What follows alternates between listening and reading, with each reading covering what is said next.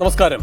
PJ ആർമിയെ P Jayarajan തള്ളിപ്പറഞ്ഞിട്ടുണ്ടെങ്കിലും പുള്ളിപ്പുലിയുടെ വര തെളിഞ്ഞു വരേണ്ട സമയത്ത് തെളിഞ്ഞു വരിക തന്നെ ചെയ്യും. PJ ആർമിയിലെ വെറ്ററൻ കൊടിസുനിക്ക് വേണ്ടി PJ തന്നെ ഇന്ന് രംഗത്ത് വന്നത് അതിന്റെ തെളിവായി. കോവിഡ് കാലത്ത് പോലും കൊടിസുനിക്ക് പരോൾ നൽകാഞ്ഞതിൽ കണ്ണീർ വാർത്താണ് FB പോസ്റ്റ്.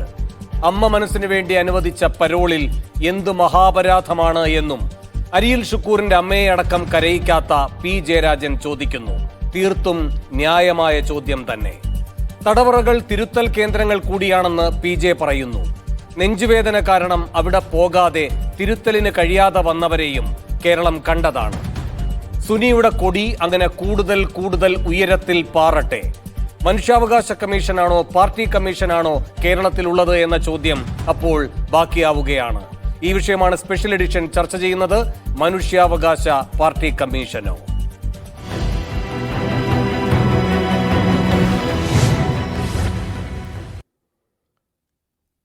ഈ വിഷയത്തിൽ പ്രതികരിക്കാൻ മുസ്ലിം ലീഗിൽ നിന്ന് PK നവാസ്, ഇടത് സഹയാത്രികൻ റിജി ലൂക്കോസ്, രാഷ്ട്രീയ നിരീക്ഷകൻ NV ബാലകൃഷ്ണൻ, മനുഷ്യാവകാശ പ്രവർത്തകൻ ജോമോൻ പുത്തൻപുരയ്ക്കൽ എന്നിവർ സ്പെഷ്യൽ എഡിഷനിൽ തത്സമയം അതിഥികളായി പങ്കുചേരുന്നു. ആദ്യം ശ്രീ ജോമോൻ പുത്തൻപുരയ്ക്കൽ, അങ്ങൊരു മനുഷ്യാവകാശ പ്രവർത്തകനാണല്ലോ. ദീർഘകാലമായി ആ മേഖലയിൽ പ്രവർത്തിക്കുന്നു. മനുഷ്യാവകാശത്തിന് വേണ്ടി പോരാടുന്ന ഒരു ജീവിതവുമാണ് അങ്ങയുടേത്. ഈ കൊടിസുനിയുടെ മനുഷ്യാവകാശം സംരക്ഷിക്കാൻ മനുഷ്യാവകാശ കമ്മീഷൻ നടത്തിയ ഇടപെടലിനെ അങ്ങ് എങ്ങനെയാണ് കാണുന്നത്? മനുഷ്യാവകാശ കമ്മീഷൻ ഒരു കാരണവശാലും ഇങ്ങനൊരു ഉത്തരവിടാനുള്ള അധികാരമില്ല. ഉത്തരവിട്ടതായിട്ട് ഉത്തരവെന്ന് വ്യാജേന ചെയ്തിരിക്കുകയാണ്. അങ്ങനെ ഒരു ഉത്തരവ്, ആ വ്യാജേന അതിന് എന്താ പറയുക, ഒരു ഇന്ന വഴിക്കൂടെ പോകാമെങ്കിൽ ശരിയാക്കി കൊടുക്കണം എന്ന് ഈ കൊടിസുനിയുടെ അമ്മയുടെ പരാതി അല്ലെങ്കിൽ ആവശ്യം ജയിൽ കമ്മിറ്റി അല്ലെങ്കിൽ സർക്കാർ പരിഗണിക്കുമ്പോൾ, ജയിലെ ഐപ്പവർ കമ്മിറ്റി ഉണ്ട്. ഐപ്പവർ കമ്മിറ്റി എന്ന് പറഞ്ഞാൽ ഹൈക്കോടതി സീനിയർ ജഡ്ജി അധ്യക്ഷനായ ജയിൽ DGP അംഗങ്ങളായ ഹോം സെക്രട്ടറി അംഗങ്ങളായ കമ്മിറ്റിയാണ് യഥാർത്ഥത്തിൽ പരിഗണിക്കേണ്ടത്. എന്നിട്ടാണ് സർക്കാരിലേക്ക് അത് ശുപാർശ ചെയ്ത് നടപ്പിലാക്കേണ്ടത്. അത് ചെയ്തോന്നും അറിയത്തില്ല. അപ്പം ഇത്തരത്തിലൊരു ഉത്തരവിടുവാനോ ഈ കൊടിസുനിയുടെ അമ്മയുടെ പരാതി മനുഷ്യാവകാശ കമ്മീഷൻ പരിഗണിക്കാൻ പോലും നിയമപരമായി മനുഷ്യാവകാശത്തെക്കുറിച്ച് മനുഷ്യൻ്റെ അവകാശം സംരക്ഷിക്കാൻ വേണ്ടി നടത്തുന്ന ഒരു കമ്മീഷൻ, രൂപീകരമായ കമ്മീഷൻ ഒരിക്കലും അത് ചെയ്യാൻ പാടില്ലാത്തതാണ്. കൊടും ക്രൂരമായ ഒരു കുറ്റവാളി ഹൈക്കോടതി വരും ഈ സെഷൻസ് കോടതിയുടെ വിധി ശരിവച്ചിരിക്കുന്നു. സുപ്രീം കോടതിയിൽ ഇപ്പോൾ അപ്പീൽ പ്രതികൾ ഫയൽ ചെയ്ത് പെൻഡിങ് ഇരിക്കുകയും ചെയ്യണം. ഇതിന് സമാനമായ സംഭവം രണ്ട് കാര്യങ്ങളൂടെ പറയാൻ ചുരുക്കി തന്നെ പറയാം. ഇന്നലെ തന്നെ വെളിയിലേക്ക് വന്നൊരു സംഭവമാണ്. ഇവിടെ പോലീസ് IG ആയിരുന്ന ലക്ഷ്മണയെ ജീവനും ശിക്ഷിച്ചിട്ട് 3 വർഷം മാത്രമാണ് സെൻട്രലിൽ കടന്നത്. സെൻട്രലിൽ കടന്ന സമയം പോലും അത് ആ ലക്ഷ്മണയുടെ പ്രതിയുടെ പെൻഷൻ 3 വർഷവും സെൻട്രൽ ജയിലിൽ ഇരുന്ന് ലക്ഷ്മണ വാങ്ങിച്ചു. അതിനുശേഷം ഇപ്പം 14 വർഷമായിട്ട് ഇപ്പോഴും പെൻഷൻ മേടിച്ചുകൊണ്ടിരിക്കുകയാണ്. അപ്പം 90 ലക്ഷം രൂപയാണ് വാങ്ങിച്ചുകൊണ്ടിരിക്കുന്നത്. സുപ്രീം കോടതി പോലും ലക്ഷ്മണയുടെ ജീവന് ശിക്ഷിച്ചത് ശരിവെച്ച കേസാണ്. ഹൈക്കോടതി ശരിവെച്ചു, സുപ്രീം കോടതി ശരിവെച്ചു. അപ്പോൾ അങ്ങനെയാണ് കാര്യങ്ങൾ പോകുന്നത്. അതുപോലെ തന്നെ അഭയ കേസിൽ ജീവന് ശിക്ഷിച്ചു. അതിൽ പ്രതിക്ക് കൊറോണ കാലത്ത് 2021 മെയ് 7 സുപ്രീം കോടതി ചീഫ് ജസ്റ്റിസ്, അന്നത്തെ ചീഫ് ജസ്റ്റിസ് രമണയുടെ പരോൾ അനുവദിച്ചു എന്നും പറഞ്ഞിട്ട് അഭയ കേസിൽ പ്രതിയെ വിട്ടു. ഞാൻ ജയിൽ സൂപ്രണ്ടിനോട് ചോദിച്ചത് എന്താ സംഭവം. നിർമ്മലാനന്ദ് എന്ന് പറഞ്ഞ ആളാണ് അന്നത്തെ പൂജപ്പുര സെൻട്രൽ സൂപ്രണ്ട്. അപ്പം സുപ്രീം കോടതി ഉത്തരപ്രകാരമാണ്. ഞാൻ ഞെട്ടിപ്പോയി. പത്രത്തിലും TV യിലൊന്നും വന്നിട്ടില്ല. മെയ് 7 ഉത്തരവിട്ട് അന്ന് തന്നെ ഇറങ്ങി പോവുകയും ചെയ്തു പ്രതി. അപ്പം അന്വേഷിച്ചപ്പോഴാണ് അതിൻ്റെ കേസ് നമ്പർ ഒന്ന് തരാമെന്ന് ചോദിച്ചു. ഞാൻ വീട്ടിലാണ് ഇപ്പോൾ, നാളെ തരാമെന്ന് പറഞ്ഞു. പിറ്റേ ദിവസം വിളിച്ചപ്പോൾ കേസ് നമ്പർ പറഞ്ഞു. കേസ് നമ്പർ പറഞ്ഞപ്പോഴത്തേനും 1/2021 സുപ്രീം കോടതി ചീഫ് ജസ്റ്റിസ് സോമോട്ടെടുത്ത കേസാണ്. പരിശോധിച്ചപ്പോൾ സുപ്രീം കോടതി ജഡ്ജ്മെൻ്റ് എടുത്തു. രമണയുടെ ജഡ്ജ്മെൻ്റ് എടുത്തപ്പോൾ 10 വർഷത്തിൽ താഴെ ശിക്ഷ അനുഭവിക്കുന്നവർക്കാണ് പരോൾ അനുവദിച്ചിട്ടുള്ളൂ. ഈ 90 ദിവസം പരോളൊന്ന് കൊടുത്തത്. ഇത് അഭയക്കേസിലെ പ്രതിക്ക് ജീവപര്യന്തം ശിക്ഷിച്ചിരിക്കുകയാണ്. ജീവപര്യന്തം ശിക്ഷിച്ച ആൾ 10 വർഷത്തിൽ താഴെ ഉള്ളവർക്കാണ് പരോൾ. അപ്പം ഐപ്പവർ കമ്മിറ്റി അധ്യക്ഷൻ CT രഘുമാറാണ് ഇപ്പോഴത്തെ സുപ്രീം കോടതി ജഡ്ജി. ഞാൻ അദ്ദേഹത്തിന് കത്തയച്ചു. അപ്പം ഞങ്ങളിങ്ങനെ ഒരു കമ്മിറ്റി കൂടി ഈ അഭയക്കേസിലെ പ്രതിക്ക് പരോൾ കൊടുത്തിട്ടില്ല, 10 വർഷത്തിൽ താഴെയാണെന്ന് എന്നെ അറിയിച്ചു. പിന്നെ ഞാൻ ഹൈക്കോടതി പോയി മുഖ്യമന്ത്രി ശ്രീ പിണറായി വിജയനെ കണ്ടാണ് ആ പരോൾ ക്യാൻസൽ ചെയ്യിച്ചത്. അപ്പം താങ്കൾക്ക് ഗവൺമെൻറ്റിന് ബന്ധപ്പെട്ടവർക്ക് ജയിൽ സൂപ്രണ്ടിൽ അല്ലെ ജയിൽ DGP അടക്കം ഗവൺമെൻറ്റിന് വേണ്ടപ്പെട്ടവരെയൊക്കെ ഇങ്ങനെ ചില ഉത്തരവുകളൊന്നും വ്യാജേന പരോൾ അനുവദിച്ച് കൊടുക്കുന്ന സ്ഥിതിയാണ്. അതൊന്നും ശരിയല്ല എന്നുള്ളതാണ്. ഏത് സർക്കാരാണേലും ആരുടെ കാലത്താണ് ശരിയല്ലെന്നുള്ളതാണ് എനിക്ക് പറയാനുള്ളത്. ജോമോനെ, ഈ അഭയ കേസിലെ പ്രതികൾ പരോളിൽ ഇറങ്ങി കഴിഞ്ഞിരുന്നോ അപ്പോഴേക്ക്? അല്ല, പരോളിൽ അപ്ലൈ ഇറങ്ങുകയല്ല, അതിനുശേഷം ആ പരോൾ ക്യാൻസൽ ചെയ്ത് മുഖ്യമന്ത്രിയെ കൊണ്ട് ക്യാൻസൽ ചെയ്തതിന് ശേഷം എന്ന് വെച്ചാൽ അവർ ഇറങ്ങിയിട്ടില്ല. ഈ കൊറോണ കാലത്ത് അവർ ഇറങ്ങിയിട്ടില്ല. അല്ലേ, ഇറങ്ങി അതല്ലേ ഞാൻ പറഞ്ഞത്. 2021 മെയ് 7-ാം തീയതി കൃത്യം ഡേറ്റ് ഞാനിപ്പം ആ ഓർഡർ വായിച്ചിട്ട് ഇങ്ങനെ വന്നു. രമണ ഉത്തരവിട്ട് അന്ന് തന്നെ അവർക്ക് പരോളും കൊടുത്തു. പരോളിട്ട് അവർ ഇറങ്ങിപ്പോയപ്പോഴാണ് ഞാൻ ജയിൽ സൂപ്രണ്ട് നിർമ്മാണത്തിനോട് ചോദിച്ചത്, സെൻട്രൽ ജയിൽ സൂപ്രണ്ട്. അന്നേരമാണ് പരോൾ വിട്ടതിന് ശേഷം വീണ്ടും നീട്ടിക്കൊടുക്കുകയാണ്. അപ്പോൾ ഇനി നീട്ടിക്കൊടുക്കാൻ പാടില്ലെന്ന് മുഖ്യമന്ത്രിയെ നിയമസഭയോടെ തന്നെ ഓഫീസിൽ പോയി കണ്ടാണ് ക്യാൻസൽ ചെയ്യിപ്പിച്ചത്. അതിനുശേഷമാണ് പിന്നീട് ഹൈക്കോടതിയിൽ ഇവർ ജാമ്യം മേടിച്ചുകൊണ്ട് പോയത്. CBI ആയിട്ട് ഒത്തുകളിച്ച് ഹൈക്കോടതിയിൽ നിന്ന് ജാമ്യം മേടിച്ചുകൊണ്ട് പോയത് ഇപ്പോഴാണ്. പിന്നീട് ഒരു കാര്യം കൂടി വിവരാവകാശ അതിൽ ഒരു കാര്യം കൂടെ ചോദിച്ചു. അല്ല ഒരു കാര്യം കൂടെ, ആ പരോൾ കൊടുക്കുമ്പം 30 വർഷക്കാലമായി കേരളത്തിൽ ഫൈറ്റ് ചെയ്ത് ശിക്ഷ മേടിച്ചു കൊടുത്ത് 2020 ഡിസംബർ 23 കൊടുത്തതിന് ശേഷം 6 മാസം പോലും തേച്ച് കിടന്നില്ല. 2021 മെയ് 7-ന് പുറത്തിറങ്ങി. 6 മാസം പോലും ജീവപര്യന്തം ശിക്ഷിച്ച ഇരട്ട ജീവപര്യന്തമാണ് കോട്ടൂരിന്. 6 മാസം പോലും തികച്ചു കിടക്കാത്ത ആളെ ജയിൽ DGP അന്നത്തെ ഋഷായ് സിംഗ് ആയിരുന്നു. ഇവരെല്ലാം മിസ്ലീഡ് ചെയ്ത് കാര്യങ്ങളെല്ലാം പറഞ്ഞ് സർക്കാരിനെ തെറ്റിദ്ധരിപ്പിച്ചാണ് സുപ്രീം കോടതി ഉത്തരവൊന്ന് വ്യാജേന ഇറക്കി വിട്ടത്. അതാണ് നമ്മൾ പരിശോധിച്ച് പരാതി കൊടുത്ത് ക്യാൻസൽ ചെയ്യിപ്പിച്ചത്. ജോമോനെ, ഒരു കാര്യം കൂടി, 6 മാസം തേച്ച് ഒരു കാര്യം കൂടി അതവിടെ നിൽക്കട്ടെ. ഒരു കാര്യം കൂടി, അങ്ങ് വിവരാവകാശ രംഗത്തുകൂടി പ്രവർത്തിക്കുന്ന ഒരാളാണല്ലോ. ഈ മനുഷ്യാവകാശ കമ്മീഷൻ ഏതെങ്കിലും ഒരു ഘട്ടത്തിൽ ഇങ്ങനെ ഒരു കാര്യം മുൻപ് ഏതെങ്കിലും പ്രതികൾക്ക് വേണ്ടി, കുറ്റവാളികൾക്ക് വേണ്ടി ചെയ്തതായി അങ്ങയുടെ അറിവിലുണ്ടോ?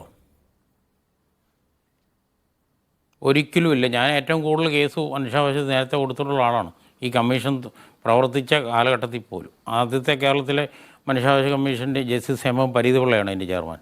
അദ്ദേഹത്തിൻ്റെ കാലഘട്ടം മുതൽ പ്രവർത്തിച്ച ഒരാളാണ്. ഇപ്പോൾ ഈ കടലാസ് പോലും മാതിരി ഇവർക്ക് ശുപാർശ ചെയ്യാൻ ഉള്ള അധികാരമല്ലേ ഉള്ളൂ സർക്കാരിലേക്ക്. ശുപാർശ വേണമെന്ന് സർക്കാരിൽ. ഇങ്ങനെ സുപ്രീം കോടതി പെൻഡിങ് ഇരിക്കുകയല്ലേ. കേരള ഹൈക്കോടതി ഈ TP ചന്ദ്രശേഖരൻ കേസിലെ പ്രതികൾക്ക് ജീവപര്യന്തം എന്ന് പറഞ്ഞാൽ ഇത്ര വർഷം ജീവിതകാലം മുഴുവൻ ജയിലിലാണ്. ഇടയ്ക്ക് വെച്ച് സർക്കാരിൻ്റെ വിവേചന അധികാരം ഉപയോഗിച്ച് ശിക്ഷ ഇളവ് ചെയ്ത് വിടാൻ പാടില്ല എന്ന് തന്നെ ഉത്തരവിൽ ഉണ്ടെന്നാണ് ഞാൻ മനസ്സിലാക്കുന്നത്. ശരി. പക്ഷേ ശിക്ഷ ഇളവല്ല ഇത്. അല്ലല്ല, ഇത് ഈ പറയുന്ന പരോളാണല്ലോ. ഞാൻ അങ്ങയിലേക്ക് വരാം. ശ്രീ PK നവാസ്, 2 കാര്യങ്ങൾ. ഒന്ന്, ഇപ്പോൾ 2018 ശേഷം കൊടിസുനിക്ക് ഈ പറയുന്ന പരോൾ അനുവദിച്ചിട്ടില്ല എന്നാണല്ലോ പറയുന്നത്. ബാക്കി എല്ലാ കുറ്റവാളികൾക്കും അനുവദിച്ചു, ഇദ്ദേഹത്തിന് മാത്രം അനുവദിച്ചിട്ടില്ല. ഈ പറയുന്ന സാധാരണ നടപടിക്രമപ്രകാരം ഈ പ്രൊബേഷൻ ഓഫീസർ, അതുപോലെ തന്നെ പോലീസിൻ്റെ റിപ്പോർട്ട്, ഇതിൻ്റെയൊക്കെ അടിസ്ഥാനത്തിൽ സുനിക്ക് ഇപ്പോൾ ഒരു പരോൾ അനുവദിക്കുകയായിരുന്നുവെങ്കിൽ അത് പിന്നെയും ന്യായീകരിക്കാം. 2 കാര്യങ്ങൾ ഇതിൽ സംഭവിച്ചിട്ടുണ്ട്. ഒന്ന്, മനുഷ്യാവകാശ കമ്മീഷനിലൂടെ വളഞ്ഞ വഴിയിൽ ഈ ബാക്കി എല്ലാ തടസ്സങ്ങളെയും മറികടന്നുകൊണ്ട് സുനിക്ക് പരോൾ നൽകുന്നു. രണ്ടാമത്തെ കാര്യം, ഈ പരോൾ നീക്കവും സുനിയുടെ ജയിൽ മോചനവും, പരോളിൽ ഇറങ്ങുന്നു 28-ാം തീയതി, ഇതടക്കമുള്ള എല്ലാ കാര്യങ്ങളും രഹസ്യ സ്വഭാവത്തോടെ സൂക്ഷിച്ചു. കാരണം പൊതുസമൂഹത്തിൻ്റെ ശ്രദ്ധയിൽ ഇത് വരിക, മാധ്യമങ്ങളിലൂടെ വന്ന് അത് പിന്നെ വിവാദമാകുക, അങ്ങനെ അതിലെ മറ്റ് വശങ്ങൾ ചർച്ച ചെയ്യപ്പെടുമ്പോൾ സ്വാഭാവികമായും സർക്കാർ പ്രതിരോധത്തിലായി സുനിക്ക് പുറത്തേക്ക് ഇറങ്ങാൻ കഴിയാത്ത സാഹചര്യം വരിക. ഇത് വളരെ സൂക്ഷ്മബുദ്ധിയോടുകൂടി തടയുന്ന നീക്കമല്ലേ നടന്നത്? അങ്ങനെയെങ്കിൽ നിങ്ങളടക്കമുള്ളവരുടെ കണ്ണുകൾ എവിടെയാണ് അടഞ്ഞു പോയത്?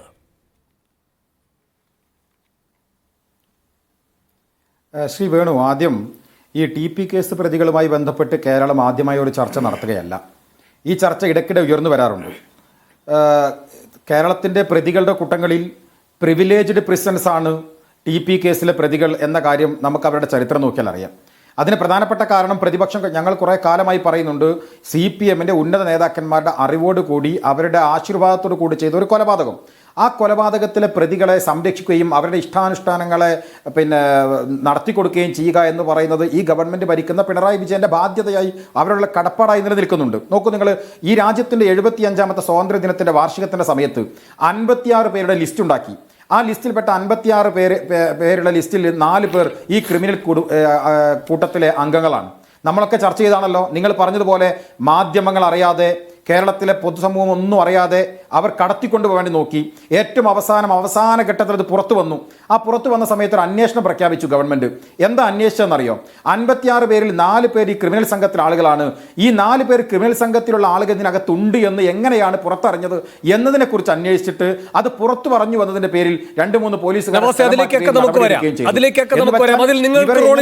അതിൽ നിങ്ങൾക്ക് റോളില്ല. അത് മാധ്യമങ്ങളിലൂടെ പുറത്തു വന്ന ശേഷം പൊതുസമൂഹം ചർച്ച ചെയ്യുന്നു. അതിന്റെ അടിസ്ഥാനത്തിൽ സർക്കാർ വലിയ സമ്മർദ്ദത്തിലാകുന്നു. ആ നീക്കം പാളുന്നു. എന്റെ ചോദ്യം ഇതാണ്, അതിൽ നിന്ന് സർക്കാർ ഒരു കരുതലെടുത്തു, അതിൽ നിന്ന് നിങ്ങളും ഒരു കരുതലെടുക്കണമായിരുന്നു. സർക്കാരിന്റെ കരുതൽ വിജയിച്ചുവെങ്കിൽ നിങ്ങളുടെ കരുതലില്ലായ്മ കൊണ്ടാണ്. അതിനുള്ള മറുപടിയാണ് എന്റെ ചോദ്യം. അല്ല ശ്രീ വേണു, നിങ്ങൾ പറയാൻ ഞങ്ങൾ സമ്മതിക്കുകയാണ്. സകല അധികാരവും കൈവശമുള്ള, എന്ത് തരത്തിലുള്ള വൃത്തികേടുകളും ചെയ്യാൻ തയ്യാറുള്ള ഒരു ഭരണകൂടത്തിന്റെ കീഴിൽ ഇങ്ങനെ ഒരു വൃത്തികേട് ചെയ്യുന്ന സമയത്ത്, ഇങ്ങനെ ഒരു മനുഷ്യത്വരഹിതമായ ഒരു സമീപനം എടുക്കുന്ന സമയത്ത് അത് തിരിച്ചറിയാൻ കേരളത്തിലെ മാധ്യമങ്ങൾക്കോ ഞങ്ങൾക്കോ ആർക്കും കഴിഞ്ഞില്ല. കേരളത്തിലെ പൊതുസമൂഹത്തിന് ആർക്കും കഴിഞ്ഞില്ല. അത് പൊതുസമൂഹത്തിന്റെ പോരായ്മയാണോ, ഈ ഗവൺമെന്റ് കൊള്ളരുതായ്മയാണോ, മനുഷ്യത്വരഹിതമായ സമീപനമാണോ എന്ന് നമ്മൾ പരിശോധിക്കപ്പെടേണ്ടതല്ലേ? പ്രതിപക്ഷത്ത് അത് അറിഞ്ഞില്ല എന്ന് പറയുന്നത് പ്രതിപക്ഷത്തിന്റെ കുറവല്ലല്ലോ. അത് ഭരണകർത്താക്കൾ അത് കൈകാര്യം ചെയ്യുമ്പോൾ അത് അവരുടെ കയ്യിൽ അധികാരമുണ്ട്, അവരുടെ കയ്യിൽ സകല സംവിധാനങ്ങളുണ്ട്. ആ സംവിധാനങ്ങൾ വെച്ച് അവർ മുന്നോട്ട് കൊണ്ടുപോകുന്നു. അതിൽ പ്രതിപക്ഷത്തിന് എന്ത് തെറ്റാണ്? നാം ഇത് ആദ്യമായല്ല ചർച്ച ചെയ്യുന്നത് എന്ന് ഇത് പലവട്ടം ചർച്ച ചെയ്ത് ഇതൊരു സ്വാഭാവികതയാകുന്നു. ഇപ്പോ നാട്ടുകാർക്കൊക്കെ അറിയാം ഇതിങ്ങനെ സംഭവിച്ചുകൊണ്ടിരിക്കുകയാണ്. അങ്ങ് തന്നെ ഒരു വിശേഷണ പദം ഉപയോഗിച്ചല്ലോ, പ്രിവിലേജ്ഡ് പ്രിസണേഴ്സ്. അങ്ങനെ ഒരു സ്വാഭാവികതയിലേക്ക് ഇവരെത്തി. നിങ്ങളും അങ്ങനെ തന്നെയാണ് ഈ വിഷയത്തെ സമീപിച്ചത്. അതിലെവിടെയോ ഒരു നിർവികാരത, ഒരു നിസ്സംഗത, ഒരു സ്വാഭാവികതയ്ക്ക് അടിപ്പെടുന്ന ഒരു മാനസികാവസ്ഥയിലേക്ക് നിങ്ങളും വന്നു. ഇന്നും പ്രതിപക്ഷ നേതാവ് പറയുകയാണ് നിരന്തരമായി സംരക്ഷിക്കുകയല്ലേ, ഇവരെന്തെങ്കിലും വെളിപ്പെടുത്തുമെന്ന ആശങ്കയല്ലേ ഭരണകൂടത്തിനുള്ളത്. അപ്പോൾ ഭരണകൂടം എല്ലാ തരത്തിലും അവരെ പിന്തുണയ്ക്കും. അങ്ങനെ എല്ലാ തരത്തിലും പിന്തുണയ്ക്കുമെങ്കിൽ അതിനെ പ്രതിരോധിക്കുന്ന കാവലാളെന്ന റോളാണ് പ്രതിപക്ഷത്തിന് ജനാധിപത്യത്തിൽ നിങ്ങൾക്ക് വിജയിപ്പിച്ച് നൽകിയിരിക്കുന്നത് നിർവഹിക്കാൻ. അവിടെ നിങ്ങൾ അത് കണ്ടിരിക്കണം, അറിഞ്ഞിരിക്കണം. ഇതിപ്പോ രമയുടെ മാത്രം ഒരു വ്യവഹാര പ്രശ്നമായിട്ട് ചുരുങ്ങുകയാണ്. ഇപ്പൊ രമയാണ് എടുത്തുപിടിച്ച് പറഞ്ഞുകൊണ്ടിരിക്കുന്നത് ഞാൻ നിയമ പോരാട്ടത്തിലേക്ക് പോവുകയാണ്, നിയമോപദേശം തേടാൻ പോവുകയാണ്, ഞാൻ ഹൈക്കോടതിയിലേക്ക് പോവുകയാണ്. ഇവിടെ രമ മാത്രം ഏറ്റെടുക്കേണ്ട ഒരു വിഷയമല്ല ഇത്. അല്ല, ശ്രീ വേണുവിന് എവിടെ നിന്നാണ് ഈ വായന ലഭ്യമായതെന്ന് എനിക്കറിയില്ല. ഞങ്ങൾ നിർവികാരമായി നിൽക്കുകയാണോ എന്ന് ആദ്യം പറയേണ്ട ആളാരാണ്? ശ്രീ കെ രമയാണ്. രമയ്ക്ക് അഭിപ്രായം ഉണ്ടാവോ? പുറത്തിറങ്ങിയ സാഹചര്യത്തിൽ ഉണ്ടാകുന്ന സ്വാഭാവികമായ വിലയിരുത്തലാണത്. അങ്ങ് ആദ്യം വളരെ സ്വയം വിമർശനത്തോടെ പറയുകയുണ്ടായി. ശരിയാണ്, അങ്ങനെ ഒരു ശ്രദ്ധക്കുറവ് ഞങ്ങൾക്ക് ഉണ്ടായിട്ടുണ്ട്, മാധ്യമങ്ങൾക്കും ഉണ്ടായിട്ടുണ്ട്. ശരി, ആ ഭാഗം ഞങ്ങളും സമ്മതിക്കുന്നു. അല്ല, ഞാൻ പറയുന്നത് നമ്മൾക്കുണ്ടായിട്ടുണ്ട്, മാധ്യമങ്ങൾക്കുണ്ടായിട്ടുണ്ട് എന്ന സ്വാഭാവികതയെക്കുറിച്ച് മാത്രമല്ലല്ലോ. അത് നമ്മളിലേക്ക് എത്താതിരിക്കാൻ ഭരണകൂടം കാണിച്ചിട്ടുള്ള ഈ വൃത്തികേടുകളെ കുറിച്ച് നമ്മൾ പറയണ്ടേ? അവിടെയാണ് ഞാൻ ചോദിച്ചത്. കഴിഞ്ഞ തവണ അവരെ പിടിക്കാൻ പറ്റി, ഇത്തവണ പഴുതടച്ച് അവര് നീങ്ങി. ആ ജാഗ്രത നിങ്ങളും പുലർത്തണം. ഞാൻ വരാം. ശ്രീ റെജി ലൂക്കോസ്, എന്തടിസ്ഥാനത്തിലാണ് മനുഷ്യാവകാശ കമ്മീഷന്റെ ഒരു അഭിപ്രായ പ്രകടനത്തെ മാത്രം ആധാരമാക്കിക്കൊണ്ട് സുനിയെ പുറത്തേക്ക് ഇറക്കി വിട്ടത്? ഒന്ന് വേണു, മനുഷ്യാവകാശ കമ്മീഷൻ എന്ന് പറയുന്ന ഒരു സ്വതന്ത്ര ഏജൻസിയാണ്. മനുഷ്യങ്ങളുടെ അവകാശങ്ങൾക്ക് വേണ്ടി മാത്രം നിലകൊള്ളുന്നൊരു കമ്മീഷനാണ്. ഇന്ത്യയുടെ ജയിൽ ചട്ട നിയമങ്ങളിലും ഇന്ത്യയുടെ നിയമങ്ങളിലും ജയിൽ പുള്ളികളെക്കുറിച്ചുള്ള നിയമവ്യവസ്ഥയിൽ അവരുടെ അവകാശങ്ങൾ സംരക്ഷിക്കുന്ന ആ ഖണ്ഡികയിൽ ഒരു പേജ് മുഴുവൻ തന്നെ അവർക്ക് എങ്ങനെ പരോൾ കൊടുക്കാം, പരോൾ കൊടുക്കാൻ പാടില്ലാത്ത പ്രതികളാണ്. പരോൾ കൊടുക്കാൻ പാടില്ലാത്ത രാജ്യദ്രോഹ കുറ്റത്തിനോ പോലെയുള്ള കുറ്റങ്ങൾ ശിക്ഷിക്കപ്പെട്ട് കോടതിയിൽ അല്ലെങ്കിൽ ജയിലിൽ കിടക്കുന്നവർക്ക് പരോൾ കൊടുക്കാൻ പറ്റത്തില്ല. വേണമെങ്കിൽ കോടതിക്ക് അതിൻ്റെ ഡിസ്ക്രിപ്ഷൻ അനുസരിച്ച് വേണം ജാമ്യം കൊടുക്കാം, കർശന നിയമത്തിലൂടെ. അങ്ങനെ ജാമ്യത്തിൽ ഇറങ്ങിയ കഥകൾ ഈ അടുത്ത കാലത്ത് തന്നെ ഉണ്ടായിട്ടുണ്ട്. പക്ഷേ ഇവിടെ കൊടിസുന്നിക്ക് ജാമ്യം ലഭിച്ചതിന് CPM എങ്ങനെയാണ് ഈ രീതിയിൽ വിചാരണ ചെയ്യുന്നത് ഒട്ടും മനസ്സിലാവുന്നില്ല. അങ്ങനെയാണ് ഞാൻ ചോദിക്കട്ടെ, ഇന്നിപ്പോൾ വേറൊരാൾ കൂടെ കൊടുത്തിട്ടുണ്ട്. അതായത് വിസ്മയ കൊലക്കേസിലെ പ്രതി വധശിക്ഷയ്ക്ക് വിധിക്കപ്പെട്ടിരിക്കുന്ന അവർ ഭർത്താവിന് ഭർത്താവിന് ഇന്ന് കോടതി ജയിൽ മോചിതനാകാനല്ല പരോൾ കൊടുത്തിട്ടുണ്ട് 1 മാസത്തേക്ക്. അമ്മയെ ശുശ്രൂഷിക്കുക, അമ്മയുടെ വിഷമങ്ങൾ അറിഞ്ഞുകൊണ്ട്. അപ്പോൾ സ്വാഭാവികമായിട്ട് അമ്മയുടെ വിഷയത്തിൽ അമ്മ തന്നെ പരാതി നൽകി മകനെ കാണണം. ഒന്ന്. രണ്ടാമത് 6 വർഷമായിട്ട് ഈ കൊടിസുനിക്ക് ജാമ്യം കൊടുത്തിട്ടില്ല. 6 വർഷമായിട്ട് അയാൾക്ക് ജാമ്യം കൊടുത്തിട്ടില്ല. അപ്പം സ്വാഭാവികമായിട്ടും ജയിൽ DGPക്ക് ജയിൽ അധികൃതർക്ക് അല്ല, അയാൾക്ക് ജാമ്യം കൊടുക്കാതിരിക്കുന്നതിന്റെ കാരണം എന്തായിരുന്നു? ഇങ്ങനൊരു പ്രത്യേക അയാൾക്ക് സ്വാഭാവികമായും പരോൾ കിട്ടാതിരിക്കുന്നതിന്റെ കാരണക്കാരൻ ആരാണ്? അത് കൊടിസുനി തന്നെയാണെന്നേ. അല്ല, ഞാനത് സമ്മതിച്ചെന്ന്. അയാളുടെ ഭാഗത്തു നിന്നുള്ള തെറ്റുകൾ, അയാൾ ഒരിക്കൽ ജാമ്യത്തിൽ ഇറങ്ങിയപ്പോൾ അയാളുടെ ഭാഗത്ത് എന്തൊക്കെ വിഷയങ്ങളുണ്ടായത്, അയാളുടെ വാർത്തകളുണ്ടായിരുന്നു. അല്ലല്ല, പരോളിലിറങ്ങുന്നത് മാത്രമല്ല, ജാമ്യമല്ല, പരോളിലിറങ്ങുന്നത് മാത്രമല്ല, അകത്ത് കിടക്കുമ്പോഴും അതെ. അതെ, അത് വേണു നമ്മളോ അല്ലെങ്കിൽ PK നവാസോ ഞാനോ ആരും അല്ല തീരുമാനിക്കേണ്ടത്. അത് ജയിൽ അധികൃതരുടെ ഡിസ്കഷനാണ്. മനുഷ്യാവകാശ കമ്മീഷൻ പോലും ഇന്ന് ശുപാർശ ചെയ്ത്. ഞാൻ പറഞ്ഞല്ലോ, ബഹുമാനപ്പെട്ട PK നവാസിനോട് ചോദ്യം എനിക്ക് ചോദിക്കാനുണ്ട്. ഞാനതാണ് ഈ വധശിക്ഷ കെട്ടിയ പ്രതിക്കും മനുഷ്യാവകാശമുണ്ട്, എല്ലാ രീതിയിലുള്ള പ്രതികൾക്കും മനുഷ്യാവകാശമുണ്ട്. ഞാൻ ചോദിക്കട്ടെ, നാദാപുരത്ത് 18 വയസ്സുള്ളൊരു കുട്ടീനെ DYFI-കാരൻ്റെ പേരിൽ 6 മുസ്ലിം ലീഗ് പ്രവർത്തകരോട് കൊന്നു തള്ളിയില്ല. അതിൽ 5 പേർ അറസ്റ്റ്, ഒരാളെ എപ്പോഴും പിടികിട്ടിയിട്ടില്ല, ഒരാളെ ഈ നിമിഷം വരെ പിടികിട്ടിട്ടില്ല. അവർക്ക് എത്ര പ്രാവശ്യം തടവിൽ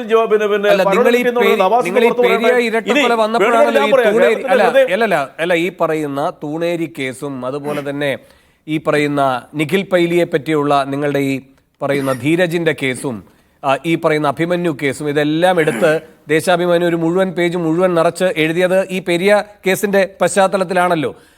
ഇതാണ് പ്രശ്നം. ഇപ്പോ ഈ കൊടിസുനിയുടെ അമ്മ പറയുന്നത് TP കേസിലെ TP കേസിൽ നിങ്ങൾക്ക് അങ്ങനെ നിലപാടെടുക്കാം, നമ്മുടെ സംവിധാനങ്ങൾ അങ്ങനെ നിലപാടെടുത്തുകൂടാ എന്നതാണ് പ്രശ്നം. മനുഷ്യാവകാശ കമ്മീഷൻ ഇല്ലാത്തൊരു കാര്യം ചെയ്യുന്നു, അതിന്റെ അടിസ്ഥാനത്തിൽ ജയിൽ DGP എല്ലാ തടസ്സങ്ങളെയും മറികടന്നുകൊണ്ട് ഇയാളെ പുറത്തേക്ക് വിടുന്നു. അത് ശരിയല്ല. നിങ്ങൾക്ക് ദേശാഭിമാനിയിൽ 1 പേജോ 2 പേജോ എത്ര പേജോ വേണമെങ്കിലും എഴുതി നിറയ്ക്കാം, അതിലൊന്നും ഒരു തർക്കവും ഇല്ല ഇവിടെ ആർക്കും. ഇവിടുത്തെ പ്രശ്നം അതല്ലാതെ ഈ പറയുന്ന എല്ലാ വ്യവസ്ഥകളെയും മറികടന്നുകൊണ്ടുള്ള നിയമവിരുദ്ധമായ നീക്കങ്ങൾ വരുന്നു എന്നാണ്. അങ്ങ് ഈ പറയുന്ന വധശിക്ഷയ്ക്ക് വിധിക്കപ്പെട്ടിരിക്കുന്ന ഈ വിസ്മയ കേസിലെ ആളല്ലേ, അയാൾ പുറത്തേക്ക് ഇറങ്ങിയത് മനുഷ്യാവകാശ കമ്മീഷൻ നൽകിയ നിർദ്ദേശത്തിന്റെ അടിസ്ഥാനത്തിലാണോ? അപ്പൊ ഇതൊരു വഴിവിട്ട രീതിയായിരുന്നു. അതാണ് ഇതിലെ പ്രശ്നം. ശ്രീ റെജി ലൂക്കോസ്.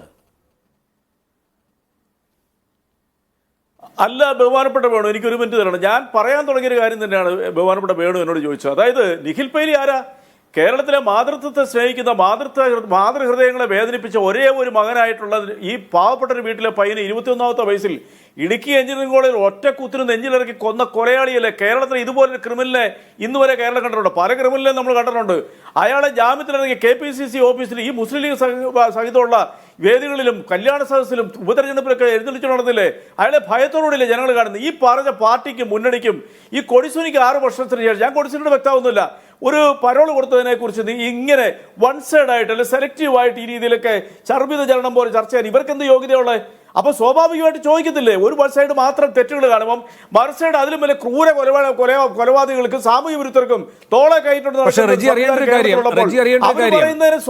നിഖിൽ പൈലിയുടെ ഭാഗം പറയല്ല, റെജി അറിയേണ്ട ഒരു കാര്യം, നിഖിൽ പൈലി അതിൽ ഇപ്പോൾ പ്രതിയായി നിൽക്കുന്നു. അങ്ങനെയല്ല, ഇന്ന് പുറത്തു വന്ന ദൃശ്യങ്ങൾ, അതായത് P ജയരാജനും MV ജയരാജനും PP ദിവ്യയും ഈ പറയുന്ന ആകാശ് തില്ലങ്കേരിയും ഷാഫിയും എല്ലാവരും കൂടെ ചേർന്ന് ഒരു ഗൃഹപ്രവേശ ചടങ്ങിൽ പങ്കെടുക്കുന്നത് കണ്ടല്ലോ. അത് ഒരു കൊലപാതക കേസിൽ ജീവപര്യന്തം തടവിന് ശിക്ഷിക്കപ്പെട്ടിരിക്കുന്ന ശ്രീജിത്ത് എന്നയാളുടെ വീട്ടിലെ ഈ പറയുന്ന ചടങ്ങിന് പങ്കെടുക്കുന്നതാണ്. അപ്പോൾ അതിൽ കാതലായ വ്യത്യാസമുണ്ട്. ഇത് ജീവപര്യന്തം ശിക്ഷിക്കപ്പെട്ടിരിക്കുന്ന ഒരാളുടെ ഗൃഹപ്രവേശമാണ്. ആ വീടുണ്ടാക്കാനായി ആ കുടുംബം പെട്ട പാടിനെ അഭിനന്ദിച്ചുകൊണ്ടുള്ള PP ദിവ്യയുടെ ഫേസ്ബുക്ക് പോസ്റ്റ് അടക്കമുണ്ട്. വേഗം റജി അതിന് മറുപടി പറഞ്ഞിട്ട് എനിക്ക് അങ്ങ് ചോദിച്ചതിന് നവാസ് മറുപടി പറയട്ടെ. വേഗം റജി. അല്ല, അത് വളരെ സ്വാഭാവികമല്ലേ. കാരണം ഈ PP ദിവ്യയെ വിചാരണ ചെയ്ത് എനിക്കൊന്ന് കേരളത്തിലെ മാധ്യമങ്ങൾ ബോറടിച്ചിട്ടുണ്ട്. ഇടുക്കിയിലെ വയനാട്ടിലെ ഒരു അച്ഛനും മകനും ഒരു കോൺഗ്രസ്സുകാരുടെ പുതിയ കാര്യങ്ങളിലേക്ക് പോകില്ലേ? നിഖിലിന്റെ കാര്യം പറയുമ്പോൾ എനിക്ക് അങ്ങനെയുള്ള ചോദ്യമാണ്, അങ്ങനെയുള്ള ചോദ്യമാണ് ഞാൻ അങ്ങയോട് ചോദിച്ചത്.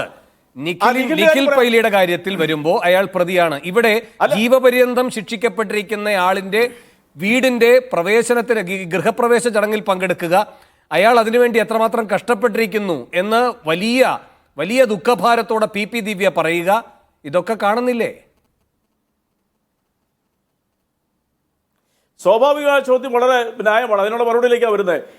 അതാണ് ഞാൻ പറഞ്ഞ സ്വാഭാവിക എന്നുള്ള വാക്ക് ഉപയോഗിക്കാനുള്ള കാരണം അത് തന്നെയാണ്. അയാൾ സുപ്രീം കോടതി ഹർജി കൊടുത്തിട്ടുണ്ട്. ആ രാഷ്ട്രീയത്തിന്റെ പേര് കൊലക്കേസ് പ്രതിയായി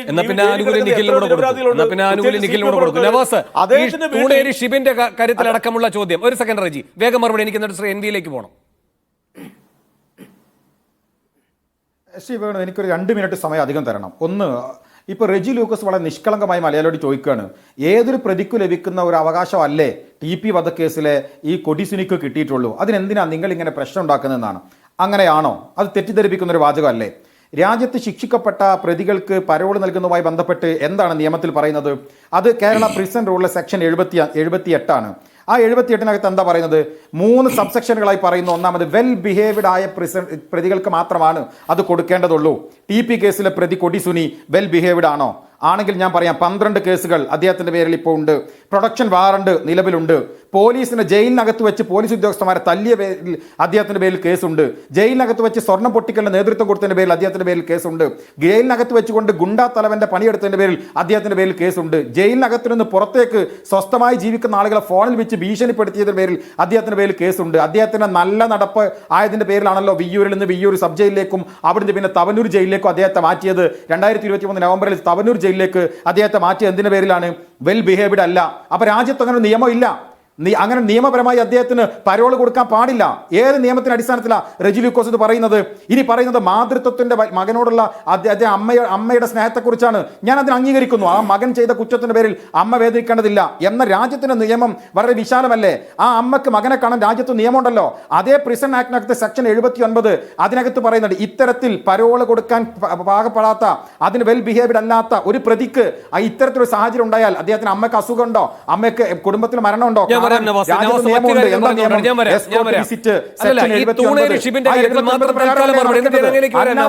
പ്രിവിലേജ് കൊടുക്കാൻ പാടില്ല. അല്ലല്ല, പുതിയ കാര്യങ്ങളിലേക്ക് പോകാതെ ഒരു കൊലപാതകത്തെ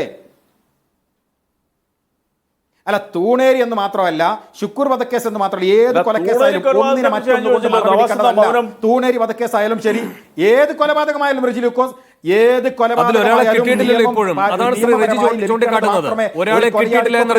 പാടുള്ളൂ. അതിനപ്പുറത്തേക്ക് എന്ത് ലഭിക്കുന്നുണ്ടെങ്കിലും അത് തിരുത്തപ്പെടേണ്ടതാണ്.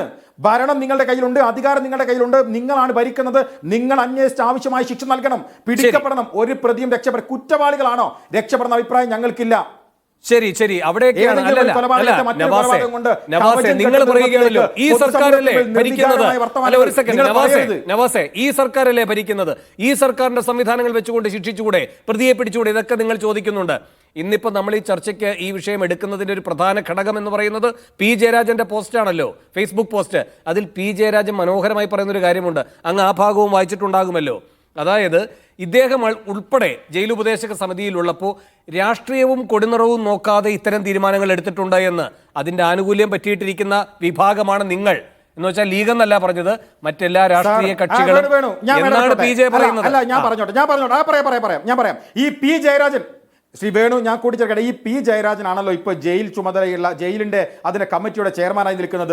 ഞങ്ങൾക്കൊരു ഔദാര്യം, ഞങ്ങൾക്ക് എന്തിനാ ഔദാര്യം? ഞങ്ങളുടെ പ്രവർത്തകർ ആരെങ്കിലും ജയിലുണ്ടോ?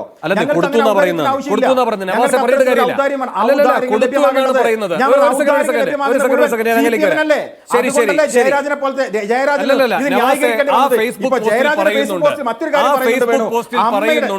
ആ ഫേസ്ബുക്ക് പോസ്റ്റിൽ കൃത്യമായി പറയുന്നുണ്ട്, അതിന്റെ ആനുകൂല്യം കൊടികളുടെ യാതൊരുവിധ ഭേദവുമില്ലാതെ എല്ലാവർക്കും കിട്ടിയിട്ടുണ്ട് എന്ന്. അങ്ങനെ ജയരാജൻ പറയുന്നതിന്റെ രാഷ്ട്രീയ അർത്ഥം അറിയാത്തയാളൊന്നുമല്ല നവാസ്. ജയരാജന്റെ ഫേസ്ബുക്ക് പോസ്റ്റിനെ വേദവാക്യമാക്കി, ജയരാജന്റെ ഫേസ്ബുക്ക് പോസ്റ്റിനെ വേദവാക്യം എടുത്ത് വേണുവിന് സംസാരിക്കാം. ഞാൻ മുസ്ലിം ലീഗിന്റെ പ്രതിനിധി എന്ന രീതിയിൽ ഞാൻ പറയുന്നത് ഞാനത് വേദവാക്യമാക്കി എടുക്കുകയല്ലോ. നമ്മുടെ ഈ ചർച്ച തന്നെ P ജയരാജന്റെ ഫേസ്ബുക്ക് പോസ്റ്റ് വേദവാക്യമായിട്ട് എടുത്തത് കൊണ്ടല്ലോ. കണ്ണൂർ സെൻട്രൽ ജയിൽ ഉപദേശക സമിതി അംഗമെന്ന നിലയ്ക്ക് കൊടിയുടെ നിറം നോക്കാതെ പരോൾ അനുവദിക്കുന്നതിന് ശുപാർശ ചെയ്തിട്ടുമുണ്ട്. അതൊക്കെ നിങ്ങൾ തമ്മിൽ തീർക്കുന്നേ, അതൊക്കെ നിങ്ങൾ തമ്മിൽ തീർക്ക്. അതൊക്കെ നിങ്ങൾ തമ്മിൽ തീർക്ക്, നിങ്ങൾ തമ്മിൽ തീർക്കേണ്ട കാര്യമാണ്. ഞാൻ അങ്ങനെയൊക്കെ വരാം. ഒരു തെറ്റിദ്ധാരണയില്ല, ഒരു തെറ്റിദ്ധാരണയില്ല. തെറ്റിദ്ധാരണ ഉണ്ടാക്കിയിട്ടുണ്ടെങ്കിൽ അത് P ജയാണ്. അല്ലല്ല, അത് P ജയോട് തീർത്താൽ മതി. ഇപ്പൊ ഒരു ഫേസ്ബുക്ക് പോസ്റ്റ് P ജയ്ക്ക് മറുപടി അല്ലല്ല, P ജയ്ക്ക് ഫേസ്ബുക്കിലൂടെ അല്ലല്ല, അതൊക്കെ നിങ്ങൾ നേരിട്ട് P ജയോട് പറയാം, അതൊക്കെ നേരിട്ട്. ഞാൻ അങ്ങനെയൊക്കെ വരാം. ശ്രീ ND ബാലകൃഷ്ണൻ, ഇവിടെ ആവർത്തിച്ച് ചോദിക്കുകയാണ്, ഇവിടെ ഈ പറയുന്ന കഴിഞ്ഞ തവണ ഈ 3 TP കേസിലെ കുറ്റവാളികളെ രക്ഷപ്പെടുത്തിയെടുക്കാനുള്ളൊരു നീക്കം നടന്നു. മാധ്യമങ്ങളിലൂടെ അത് പുറത്തു വന്നു. ഒരു പക്ഷേ പോലീസിലെ തന്നെ ഒരു നല്ല മനസ്സുള്ള ഒരു കൂട്ടരായിരിക്കാം അതിൻ്റെ വിവരങ്ങൾ പുറത്തുവിട്ടിട്ടും ഉണ്ടാവുക. അതിനുശേഷം പിന്നെ ബഹളമുണ്ടാകുന്നു, അത് നടക്കാതെ പോയി. പിന്നീട് എന്താണ് സംഭവിക്കുന്നത്? ഇവിടെ നവാസ് പറയുകയായിരുന്നു, സർക്കാരല്ലേ, അവരുടെ കയ്യിലല്ലേ അധികാരം, അവരെല്ലാം രഹസ്യമായി ചെയ്തിട്ടുണ്ടാകുമെന്ന്. അന്ന് അവരതിൽ നിന്നൊരു പാഠം പഠിച്ചു, സർക്കാർ ഇതെങ്ങനെ ചെയ്യണമെന്ന്. അതിൽ സർക്കാർ വിജയിച്ചു. അതിൽ ഈ പറയുന്ന കരുതലില്ലായ്മ പ്രതിപക്ഷത്തിന്റെ ഭാഗത്ത് നിന്നുണ്ടായിട്ടില്ലേ? ചോദ്യം 1. 2, മാധ്യമങ്ങളെ പറ്റി പറയുകയുണ്ടായി നവാസ്. മാധ്യമങ്ങൾക്ക് ഇത്തവണ കിട്ടില്ലെന്നേ. കാരണം എന്താണെന്ന് വെച്ചാൽ ഈ KS Sreejith, BG Arun, OV Raghunath, ഇതിന്റെ പേരിൽ ഇപ്പോഴും അച്ചടക്ക നടപടി നേരിട്ടുകൊണ്ടിരിക്കുന്ന 3 പേരാണ്. മുഖ്യമന്ത്രി നേരിട്ട് ഇടപെട്ടുകൊണ്ട് ഇവരുടെ സർവീസ് റെക്കോർഡിൽ തന്നെ ഇവർക്ക് ഈ പറയുന്ന മറ്റ് നവാസെ വരാം അങ്ങയിലേക്ക് വരാമെന്നേ ശ്രീ NV, ഇവരുടെ ഈ പറയുന്ന മറ്റ് സ്ഥാനക്കയറ്റങ്ങൾ, അതുപോലെ തന്നെ മറ്റ് ആനുകൂല്യങ്ങൾ, ഇതെല്ലാം നഷ്ടപ്പെടുകയാണ്. ആ തീരുമാനത്തിലേക്ക് പോവുകയാണ് മുഖ്യമന്ത്രി നേരിട്ട് ഇടപെട്ടുകൊണ്ട്. അപ്പോൾ ഈ പറയുന്ന ജയിലെന്ന മഹാദുർഗത്തിൽ നിന്ന് ഇത്തരം വിവരങ്ങൾ ഇനി ചോർന്നു വരുമോ? ഇതെല്ലാം ചെയ്യുകയാണ് വളരെ ശാസ്ത്രീയമായ ഒരു കൃത്യകൃത്യം. കൊടിസുനി എങ്ങനെയാണോ ജീവൻ എടുക്കാൻ എത്രമാത്രം ആസൂത്രിതമായി കാര്യങ്ങൾ ചെയ്യുന്നത്, അതേപോലെ തന്നെ ഈ പറയുന്ന കൊടിസുനിയെ സംരക്ഷിക്കാനുള്ള ആസൂത്രിതമായ ഒരു ക്രിമിനൽ ബുദ്ധിശാലയായി ഈ മുഖ്യമന്ത്രിയുടെ ഓഫീസും പ്രവർത്തിക്കുകയാണ്. അതിന് മാധ്യമങ്ങൾക്ക് ഇത് കിട്ടാത്തതിനകത്ത് പഴിച്ചിട്ടോ മാധ്യമങ്ങൾക്കൊപ്പം ഞങ്ങൾക്കും ഒരു വീഴ്ച പറ്റിയിട്ടുണ്ടാകുമെന്ന വിശാല മനസ്സോടെ ആശാൻ ക്ഷമിക്കുകയോ ചെയ്തിട്ട് കാര്യമുണ്ടോ? ഒരു കാര്യമില്ല. അത് വളരെ പ്രധാനപ്പെട്ട ഒരു പ്രശ്നമാണെന്ന് തോന്നുന്നു. വേണു, കാര്യം എന്താണെന്ന് ചോദിച്ചാൽ കേരളത്തിലെ ഞാൻ കരുതുന്ന ഒരു പ്രശ്നം കേരളത്തിലെ പ്രതിപക്ഷത്തിൻ്റെ ദൗർബല്യങ്ങളാണ് യഥാർത്ഥത്തിൽ കേരളത്തിലെ ഗവൺമെൻറ് മുതലെടുത്തുകൊണ്ടിരിക്കുന്നത്.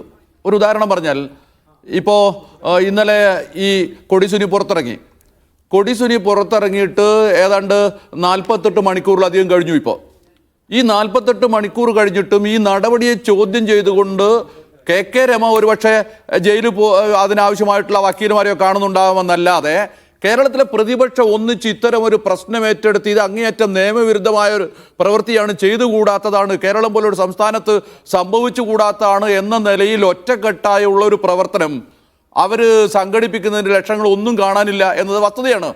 അതൊരു വളരെ പ്രധാനപ്പെട്ട പ്രശ്നമാണ്. അതൊരു പ്രതിപക്ഷത്തിൻ്റെ ഈ തരത്തിലുള്ള പോരായ്മകളെ നമ്മൾ നിസ്സാരവൽക്കരിച്ചിട്ട് കാര്യമില്ല. ഈ സൗകര്യങ്ങൾ ഉപയോഗിച്ചുകൊണ്ടാണ് കേരളത്തിലൊരു ഗവൺമെന്റ് ഇങ്ങനെ പ്രവർത്തിക്കാൻ കഴിയുന്നത് എന്നതാണ് വസ്തുത. ഈ PJയുടെ ഈ ഫേസ്ബുക്ക് പോസ്റ്റിലെ വാചകം ശ്രീ NV ശ്രദ്ധിച്ചില്ലേ? ഞാൻ വായിച്ചു. അതെ, എനിക്കറിഞ്ഞൂടാ. അത് പറയുമ്പോൾ അങ്ങനെ അല്ല എന്ന് പറയേണ്ടത് നവാസോ അല്ലെങ്കിൽ കേരളത്തിലെ പ്രതിപക്ഷ ആളുകളാണ്. ഞങ്ങളിങ്ങനെ സൗകര്യങ്ങൾ PJയോട് ചോദിച്ചിട്ടില്ല, PJ ഞങ്ങൾക്ക് അങ്ങനെ ഒരു സൗകര്യവും തന്നിട്ടില്ല എങ്കിൽ അത് കൃത്യമായി പറയണം. പക്ഷേ നമ്മുടെ രാഷ്ട്രീയ പ്രവർത്തനത്തിന്റെ ഇന്നത്തെ ഏറ്റവും പ്രധാനപ്പെട്ട ഒരു പ്രശ്നം എന്ന് പറയുന്നത് ഇതൊക്കെ ഇങ്ങനെയാണ്. നമ്മൾ തമ്മിൽ ഇങ്ങനെ ചർച്ചയും കാര്യങ്ങളൊക്കെ നടക്കുമെങ്കിലും വേണ്ടിടത്ത് വേണ്ട പോലെ കണ്ട് തങ്ങളുടെ കാര്യങ്ങൾ നേടിയെടുത്തു പോകുക, ഒരു അഡ്ജസ്റ്റ്മെന്റിന്റെ ഭാഗമായി ഇത്തരം കാര്യങ്ങളൊക്കെ മുന്നോട്ട് കൊണ്ടുപോകുന്ന ഒരു രീതി എങ്ങനെയൊക്കെയോ നമ്മുടെ രാഷ്ട്രീയ രംഗത്തോട്ട്. നിങ്ങൾ നോക്കൂ, റെജി ലൂക്കോസ് സംസാരിച്ചുകൊണ്ടിരിക്കുമ്പോൾ എന്താ പറഞ്ഞുകൊണ്ടിരിക്കുന്നത്? ഞങ്ങൾ കൊന്നിട്ടുണ്ടെങ്കിൽ നിങ്ങൾ കൊന്നിട്ടുണ്ട്. ഈ അങ്ങോട്ടും ഇങ്ങോട്ടും കൊന്നതിന്റെ കഥയാണ് പറഞ്ഞുകൊണ്ടിരിക്കുന്നത്. റെജി ലൂക്കോസ് ഒക്കെ സംസാരിക്കുമ്പോൾ ഒരു കമ്മ്യൂണിസ്റ്റ് പാർട്ടിക്ക് വേണ്ടിയോ അല്ലെങ്കിൽ ഒരു ഇടതുപക്ഷ രാഷ്ട്രീയത്തിന് വേണ്ടിയോ ആണ് ഞാൻ സംസാരിക്കുന്നത് എന്നുള്ള വല്ല ബോധവും അദ്ദേഹത്തിനോടൊന്നും എനിക്ക് അറിഞ്ഞുകൂടാ. ഞാൻ ചോദിക്കുന്നത് കേരളത്തിലെ അല്ലെങ്കിൽ ഇന്ത്യയിലെ വലതുപക്ഷ രാഷ്ട്രീയ പ്രസ്ഥാനങ്ങളോ അല്ലെങ്കിൽ അതുപോലുള്ള ഫാസിസ്റ്റ് രാഷ്ട്രീയ പ്രസ്ഥാനങ്ങളോ നടത്തുന്ന കാര്യങ്ങൾ അതേപോലെ നടത്തുകയും അതുകൊണ്ട് അവരത് നടത്തുന്നുണ്ട് എന്നതുകൊണ്ട് ഞങ്ങൾക്കത് നടത്താനുള്ള ആനുകൂല്യമുണ്ട് എന്ന് പറയുകയും ചെയ്യുന്ന രാഷ്ട്രീയ പ്രവർത്തനത്തെ നിങ്ങൾ എങ്ങനെയാണ് ഒരു ഇടതുപക്ഷ രാഷ്ട്രീയം എന്ന് പേരിട്ട് വിളിക്കുക? അതാണ് ഈ നിലയിലാണ് എല്ലാ കാര്യങ്ങളും പരസ്പരം അങ്ങോട്ടും ഇങ്ങോട്ടും പങ്കുവെച്ച് ഈ കാര്യങ്ങൾ നടത്തി പോകുന്നു. അതിനപ്പുറത്തോട്ടൊരു ജനകീയമായ ഒരു മുന്നേറ്റം ഉണ്ടാക്കിയെടുക്കാൻ നമുക്ക് കഴിയുന്നില്ല എന്നതാണ് വസ്തുത. ഈ കാര്യങ്ങൾ തന്നെ പരിശോധിച്ചാൽ നോക്ക്. റെജി ലൂക്കോസ് പറഞ്ഞുകൊണ്ടിരിക്കുന്നത് മനുഷ്യാവകാശ കമ്മീഷനാണ്, അത് അങ്ങനെ ചെയ്താൽ ഞങ്ങൾ എന്ത് ചെയ്യാം, ഞങ്ങൾക്ക് അതിൽ എന്താ റോള് എന്നൊക്കെ നിങ്ങളൊന്ന് ആലോചിച്ച് നോക്കൂ. നമ്മുടെ നാട്ടിലെ കണ്ണ് കീറിയ മനുഷ്യന്മാർക്കൊക്കെ കാര്യങ്ങൾ മനസ്സിലാവുമല്ലോ.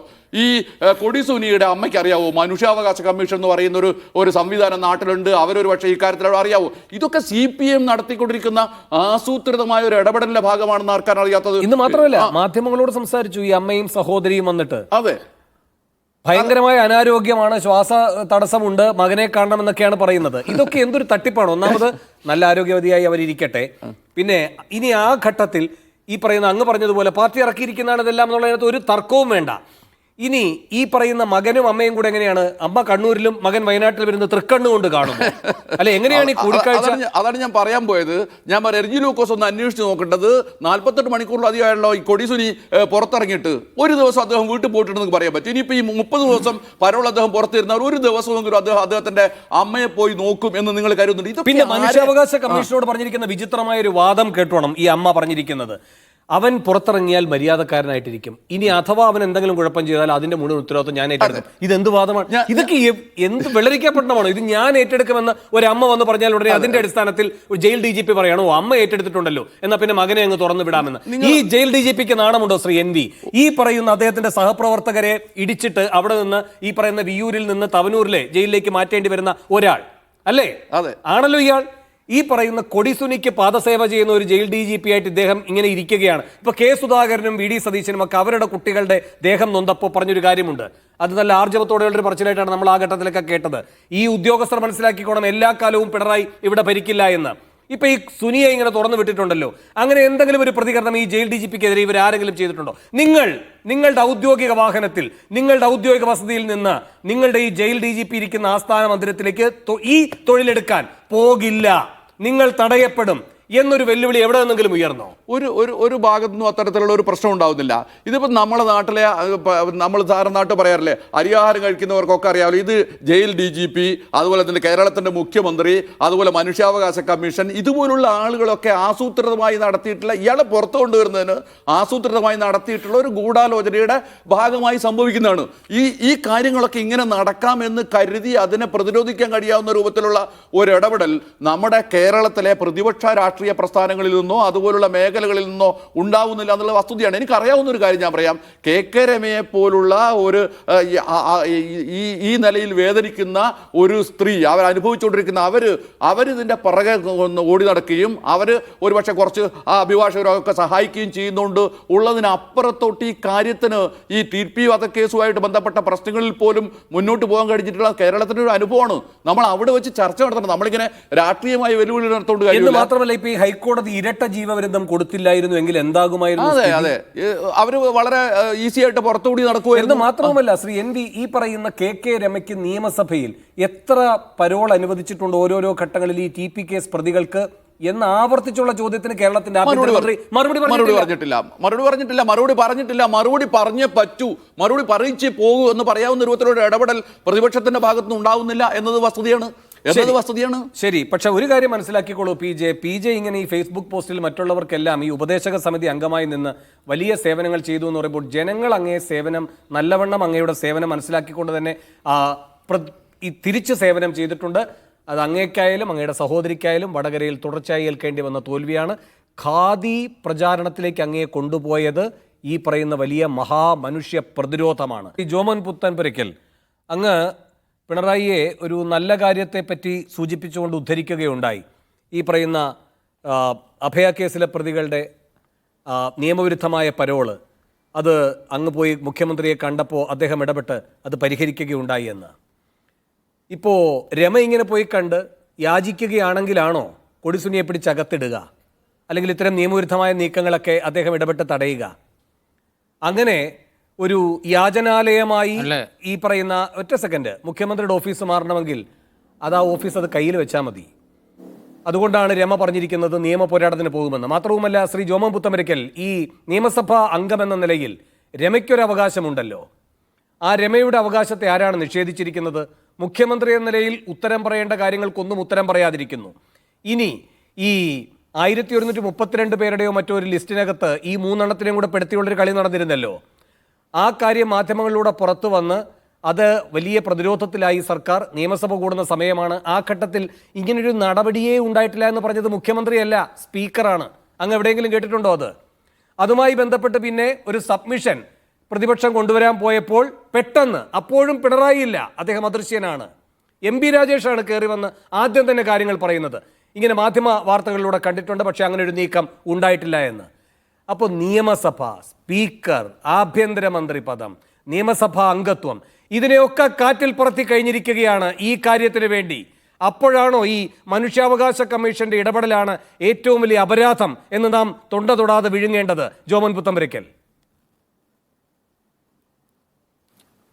വേണു ആദ്യം പറഞ്ഞ കാര്യം തന്നെ ഞാൻ പറയാം. ഇപ്പം മുഖ്യമന്ത്രി നല്ല ചെയ്ത നല്ലതെന്നും മോശം ചെയ്ത മോശമെന്ന് പറയുന്ന ആൾ തന്നെയാണ് ഞാൻ, അതിന് സംശയമൊന്നും വേണ്ട. അപ്പം മുഖ്യമന്ത്രിയെ കണ്ട് ശ്രീമതി രമ ഈ കൊടിസുനിയെ ജാമ്യം പരോൾ കൊടുത്തത് നിവേദനം കൊടുത്താൽ ക്യാൻസൽ ചെയ്യുമെന്നോ ഈ ഇപ്പം എടുത്ത നിലപാട് സർക്കാർ എടുത്ത നിലപാട് മയപ്പെടുമെന്നോ പിൻവലിക്കുമെന്നോ വിശ്വസിക്കുന്ന ആളല്ല ഞാൻ.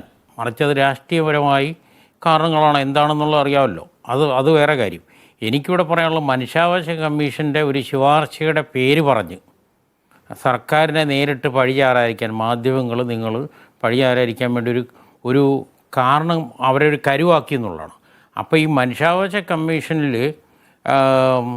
കൊടിസുനിയുടെ അമ്മ വളരെ നിഷ്കളങ്കമായി ഒരു പരാതി കൊടുത്തുവെന്നോ ആ പരാതിയിന്മേൽ നിഷ്കളങ്കമായി അതിൻ്റെ കമ്മീഷൻ മെമ്പർ വൈദ്യുനാഥോ അദ്ദേഹം തീരുമാനമെടുത്തുവെന്നോ ഒന്നും ആരെങ്കിലും വിശ്വസിക്കുമെന്ന് ഞാൻ കരുതുന്നില്ല. മറിച്ച് ഈ വൈദ്യുനാഥിൻ്റെ കൂടെ ഇവൻ 2 മാസം മുമ്പ് ഇതിൻ്റെ മനുഷ്യാവകാശ കമ്മീഷൻ്റെ ചെയർമാനായിട്ട് ജസ്റ്റിസ് അലക്സാണ്ടർ തോമസിനെ ഹൈക്കോടതിയിൽ സീനിയർ ജഡ്ജിയായി റിട്ടയർ ചെയ്ത അലക്സാണ്ടർ തോമസിനെ വെച്ചിട്ടുണ്ട്. ഇതിനു മുമ്പ് മനുഷ്യാവകാശ കമ്മീഷൻ്റെ ചെയർമാൻ എന്ന് പറഞ്ഞാൽ ഹൈക്കോടതിയിൽ റിട്ടയർ ചെയ്ത ചീഫ് ജസ്റ്റിസാണ്.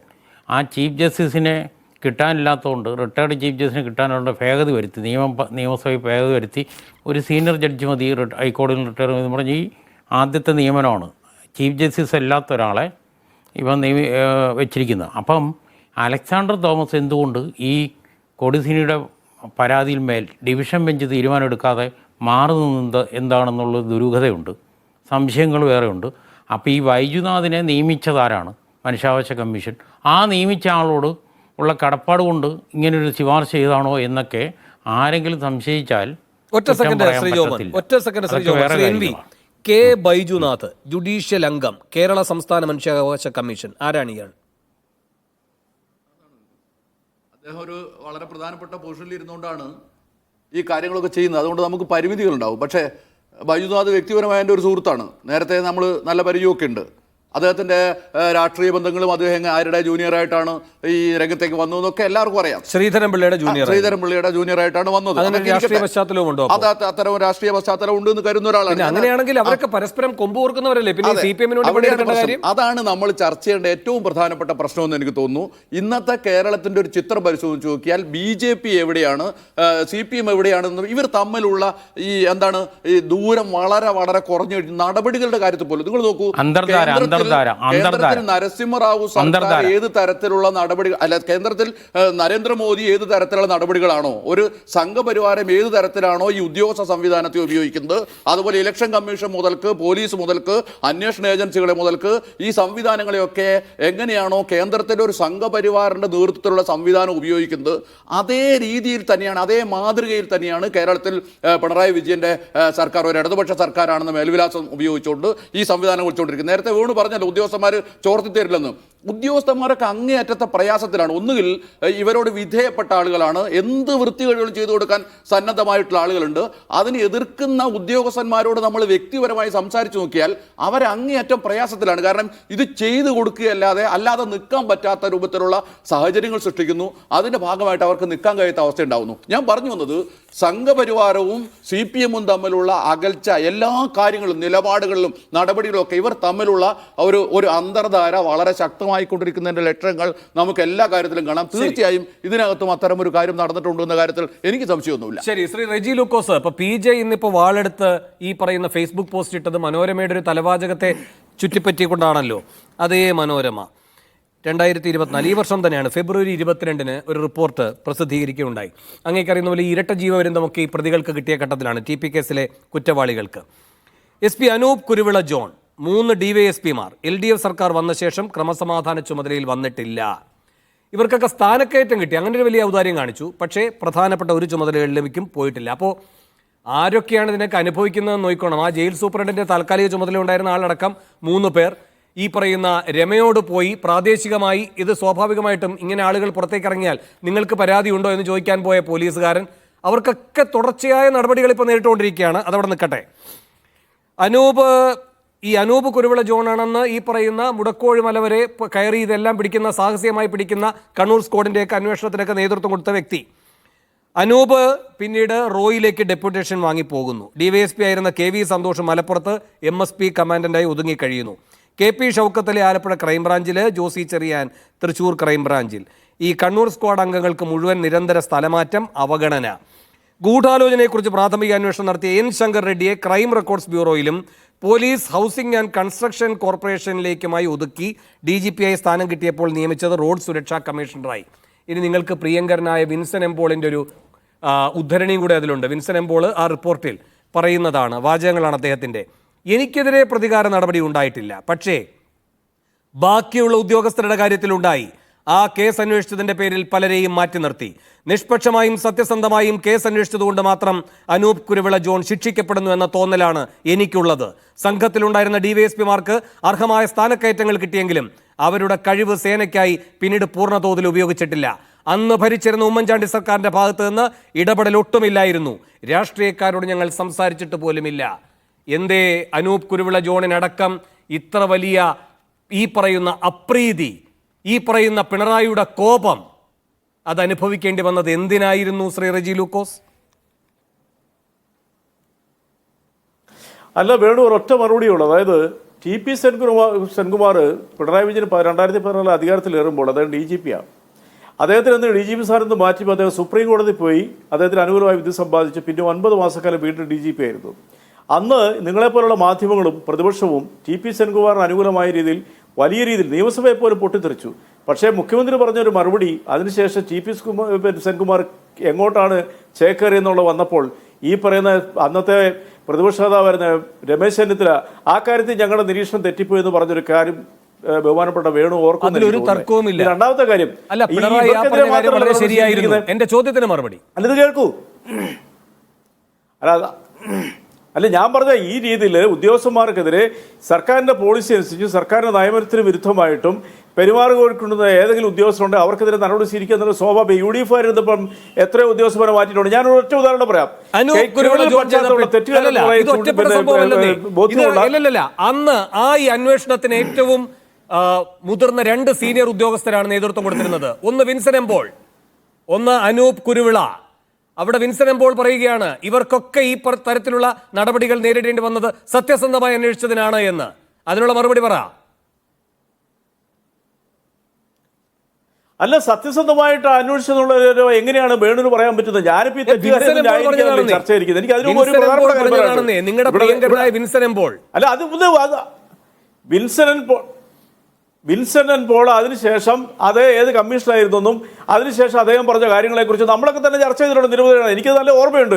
എനിക്ക് പ്രധാനപ്പെട്ട കാര്യം പറയാനുണ്ട്. എന്നെ ചൂണ്ടിക്കൊണ്ട് ബഹുമാനപ്പെട്ട ബാലേന്ദ്രൻ സാർ ഒരു കാര്യമൂടെ പറഞ്ഞു. പക്ഷെ സാറ് മനസ്സിലാക്കേണ്ട ഒരു വസ്തുതയുണ്ട്. നമ്മളൊരു കാര്യം ചർച്ച ചെയ്യുമ്പോൾ വൺ സൈഡായിട്ട് സെലക്റ്റീവായിട്ട് ചർച്ച ചെയ്യരുത്. ഞാൻ നേരത്തെ 2-3 കാര്യങ്ങളോട് ഉന്നയിച്ചു. അവരെ നീതിമാന്മാരുടെ പട്ടികയിലും CPM പ്രവർത്തകരെ മുഴുവൻ CPM നേതാക്കന്മാരെ മുഴുവനും നീചന്മാരുടെ പട്ടികയിൽ ഉൾപ്പെടുത്തിക്കൊണ്ട് സെലക്റ്റീവായിട്ട് മറുപടി പറയുമ്പോൾ മാത്രമേ ഇതിനെ മാത്രമേ നമ്മൾ പ്രതികരിക്കുന്നുള്ളൂ. ഒരു കൊലയാളി ഇവിടെ ന്യായീകരിക്കുന്നില്ല. ധീരജിനെ കൊന്നവനെ സാറിന് ന്യായീകരിക്കാൻ പറ്റുമോ? പിന്നെ അതുപോലെ തന്നെ ഈ പറയുന്ന തുണേരിയിലെ ചെറുപ്പക്കാരനെ കൊന്ന മുസ്ലിം ലീഗിന്റെ പ്രവർത്തകരെ കുറിച്ച് അങ്ങേക്ക് ന്യായീകരിക്കാൻ പറ്റുമോ? അഭിമന്യുവിന്റെ കൊലപാതകളെ കുറിച്ച് ന്യായീകരിക്കാൻ പറ്റുമോ? അതൊക്കെ മരിച്ചു വീണതും ഈ കൊലയാളികളുടെ കത്തികളാൽ അവരുടെ മരണത്തിന് കൊടിസുനിയുടെ അമ്മയ്ക്കും നിങ്ങൾ പറഞ്ഞു കൊടുത്തിരിക്കുന്ന യുക്തി ഈ പറയുന്ന ജോലി, ഈ പറയുന്ന പാർട്ടി ഏൽപ്പിച്ച ജോലികളെല്ലാം തുല്യ വേതനം വാങ്ങി തന്നെ എല്ലാവരും ചെയ്തു, ഒരേപോലെ തന്നെ. പക്ഷെ അവർക്കൊക്കെ പരോൾ കിട്ടുന്നു, ഒരാൾക്ക് മാത്രം 2018 ശേഷം പരോൾ ഇടുന്നില്ല. അത് ശരിയല്ലല്ലോ എന്ന് കൊടിസുനിയുടെ അമ്മ പറയുന്നതിന്റെ യുക്തി ഇതാണ്. എല്ലാവരും കൂടെ ചേർന്നൊരു കാര്യം ചെയ്യുമ്പോൾ എല്ലാവർക്കും കിട്ടുന്ന ആനുകൂല്യം കിട്ടണമല്ലോ. അത് സുനിക്ക് കിട്ടുന്നില്ല. അത് കിട്ടാതിരിക്കുന്ന പല തടസ്സങ്ങൾ സുനി തന്നെ ഉണ്ടാക്കി. അപ്പോൾ എന്ത് ചെയ്തു? മനുഷ്യാവകാശ കമ്മീഷൻ എന്ന അവതാരം പിറവിയെടുത്തു. ഞാൻ അങ്ങയിലേക്ക് വരാം. ശ്രീ PK നവാസ്, ഇവിടെ ഈ വിൻസൻ എംപോളിനെ പോലെ നാളെ ഒരു കാലത്ത് ഇപ്പോൾ വലിയ ജയിൽ DGP ആയി കൊടിസുനിയെ ഇങ്ങനെ പറഞ്ഞ് തുറന്നു വിട്ടിരിക്കുന്ന മഹാത്മാവും എഴുതും എനിക്കെതിരെ നടപടിയൊന്നും ഉണ്ടായിട്ടില്ല, പക്ഷെ ഇന്ന ആളുകൾക്ക് നടപടി നേരിടേണ്ടി വന്നു എന്ന്. ഇങ്ങനെ പിന്നീട് ഏതെങ്കിലും മാധ്യമ പ്രവർത്തകനോടോ അല്ലെങ്കിൽ ആത്മകഥയിലോ ഈ പറയുന്ന കുറ്റബോധം സഹിക്കാതെ എന്തെങ്കിലും ഈ പറയുന്ന ഏറ്റുപറച്ചിലുകൾ നടത്തുന്ന പദവിയിലേക്കൊക്കെ പിന്നീട് ഇവർ വരിക എന്നതാണോ ഇവർ ഉത്തരവാദിത്തോടെ കാര്യങ്ങൾ നിർവഹിക്കുമ്പോൾ ചെയ്യേണ്ടത്? വിൻസൻ എംപോൾ അന്ന് ഈ പറയേണ്ട കാര്യങ്ങൾ പറയാതിരിക്കുക. ഇപ്പോഴത്തെ ഈ ജയിൽ DGP ഈ പറയുന്ന ഏറ്റവും വലിയ അധികാര ദുരുപയോഗത്തിന് എന്താണ്? സ്വന്തം സർവീസിന്റെ സുഖകരമായ അവസ്ഥയ്ക്ക് വേണ്ടി മാത്രം നിന്നുകൊടുക്കുക. ഇദ്ദേഹമൊക്കെ കൃത്യനിർവഹണത്തിന് ഈ ഔദ്യോഗിക കൃത്യനിർവഹണം തടസ്സപ്പെടുന്നു എന്ന് പറഞ്ഞിട്ടാണല്ലോ നിങ്ങൾക്കെതിരെയൊക്കെ പരക്ക കേസെടുക്കുന്നത്. ഈ ഉദ്യോഗസ്ഥൻ ഇങ്ങനെ ഔദ്യോഗിക കൃത്യനിർവഹണം നടത്തുകയായിരുന്നോ? അങ്ങനെ ഒരു ബോധ്യം നിങ്ങൾക്കുണ്ടോ? ശ്രീ വേണു, ആദ്യം പി ജയരാജൻ എന്ന് പറയുന്ന ഒരു ക്രിമിനലിൻ്റെ ഫേസ്ബുക്ക് പോസ്റ്റ് ഒരു വേദവാക്യവും സത്യസന്ധവുമാണ് എന്ന് വിശ്വസിക്കുന്ന നിഷ്കളങ്കരായ ഈ ചർച്ചയിൽ പങ്കെടുക്കുന്നവരോട് സഹതപിക്കുക മാത്രമേ എനിക്ക് നിവൃത്തിയുള്ളൂ. അങ്ങനെയാണല്ലോ ഈ ചർച്ചയുടെ ഭൂരിഭാഗവും ഇപ്പോൾ കടന്നുപോയിട്ടുള്ളത്. ഇപ്പോൾ ഇതിൽ UDF ഒരു പ്രതിസ്ഥാനത്താണ്. കാരണം മാധ്യമങ്ങൾക്ക് ഇത് ലഭ്യമായില്ല, മറ്റാരും ഇത് അറിഞ്ഞില്ല. അതുകൊണ്ട് എന്തായാലും അറിയേണ്ടവർ പ്രതിപക്ഷമായിരുന്നു, നിങ്ങളെ നിർബന്ധമായി അറിയണമായിരുന്നു എന്നാണ് വേണു ഉൾപ്പെടെ പറയുന്നത്.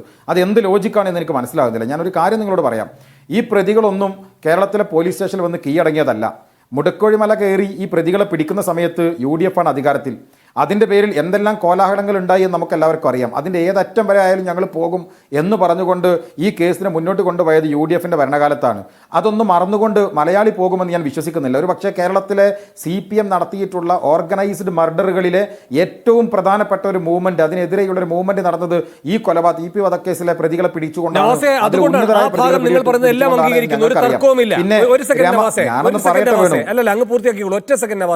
അതുകൊണ്ടാണ് നിങ്ങൾ ഇത്ര കൃത്യമായി TP വധത്തിന് മുൻപുള്ള കാര്യങ്ങളും രാഷ്ട്രീയ കൊലപാതകങ്ങളും TP വധവും തമ്മിൽ കേരള ചരിത്രത്തിൽ വലിയ വേർതിരിവ് തന്നെയുണ്ട്. അത് നിങ്ങളുടെ ഇടപെടലാണ്, ഒരു സംശയവുമില്ല. പക്ഷേ അവിടെ അതേ നിശ്ചയദാർഢ്യം ഈ സർക്കാരും പുലർത്തി. അതാണ് നിങ്ങൾ കാണേണ്ടത്. ഇപ്പൊ നേരത്തെ നമ്മൾ പറഞ്ഞില്ലേ, ഒരു തവണ വീഴ്ച പറ്റിയപ്പോൾ അവർ പഴുതടച്ച് മുന്നോട്ട് പോയി എന്ന്. അതുപോലെയാണ് നിങ്ങൾ ഇങ്ങനെ ഒരു കാര്യം ചെയ്തുവെങ്കിൽ അന്ന് നിങ്ങൾ ഇതിനൊക്കെ വേണ്ടി ഉപയോഗിച്ച മുഴുവൻ ആളുകളെയും ശിക്ഷിക്കുന്നു, മുഴുവൻ ആളുകൾക്കും ക്രമസമാധാന ചുമതല നൽകാതിരിക്കുന്നു. ഓരോരോ ഘട്ടം ഘട്ടമായി അവർ എത്ര കൃത്യമായി അത് നിർവഹിക്കുന്നു, ഈ സംവിധാനത്തെ തന്നെ ഉടച്ചു വാർക്കുന്നു എന്ന് നവാസ് കാണുന്നില്ലേ? അല്ല ശ്രീ വേണു, നിങ്ങളുടെ വിമർശനങ്ങളെ കേരളത്തിലെ പൊതുമണ്ഡലത്തിൽ പ്രവർത്തിക്കുന്ന രാഷ്ട്രീയ പാർട്ടികൾ എന്ന രീതിയിൽ നിങ്ങൾക്ക് വിമർശിക്കാനും ആ വിമർശനങ്ങൾ ഉൾക്കൊള്ളേണ്ടവരുമാണ് ഞങ്ങൾ എന്ന ബോധ്യം ഞങ്ങൾക്കുണ്ട്. പക്ഷേ CPM-നേക്കാൾ വലിയ അപരാധികൾ UDF ആണ് എന്ന് പറയുന്ന അങ്ങയുടെ വാചകത്തിന്റെ വരികൾക്കിടയിലെ അത്തരത്തിലുള്ള വാക്കുകൾ പോലും കാര്യത്തിൽ കൃത്യമായി ഇടപെട്ടുവെങ്കിൽ അതിന്റെ ഭാഗമായി പിന്നീട് ഈ സർക്കാർ ചെയ്തത് എന്താണ്? ഇപ്പൊ നമ്മൾ നേരത്തെ പരസ്പരം യോജിച്ച ഒരു കാര്യമുണ്ട്.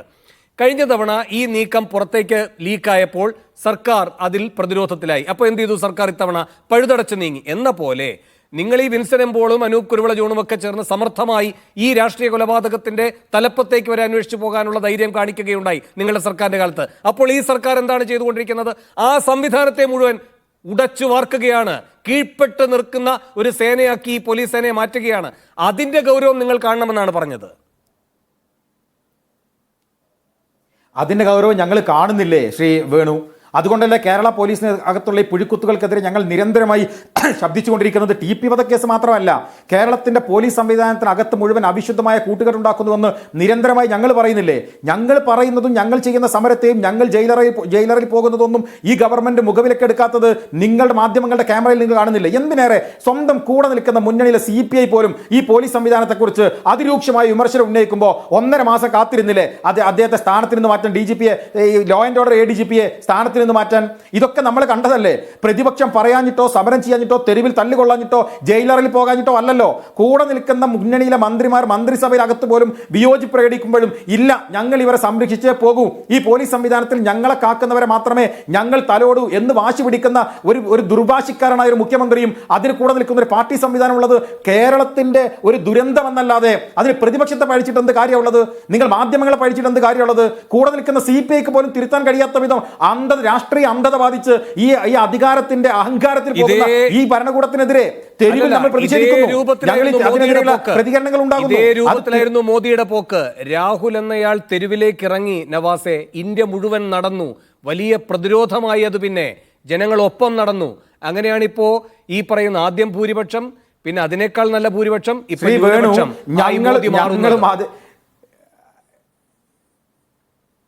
ശ്രീ വേണു, നിങ്ങളുടെ ഈ ചർച്ചയുടെ കാമ്പ് അത്തരത്തിലൊരു പോസിറ്റീവ് ത്രെഡിലേക്കാണ് നിങ്ങൾ കൊണ്ടുവരുന്നതെങ്കിൽ ഞാൻ അതിനെ സ്വാഗതം ചെയ്യാൻ. അത് കേരളത്തിൽ കൃത്യമായി ഞങ്ങൾ നടപ്പിലാക്കുന്നുണ്ടല്ലോ. കേരളത്തിൽ ഉപതെരഞ്ഞെടുപ്പുകളുടെ വിജയം ഞങ്ങൾ അത് കൃത്യമായി അടയാളപ്പെടുത്തുന്നു.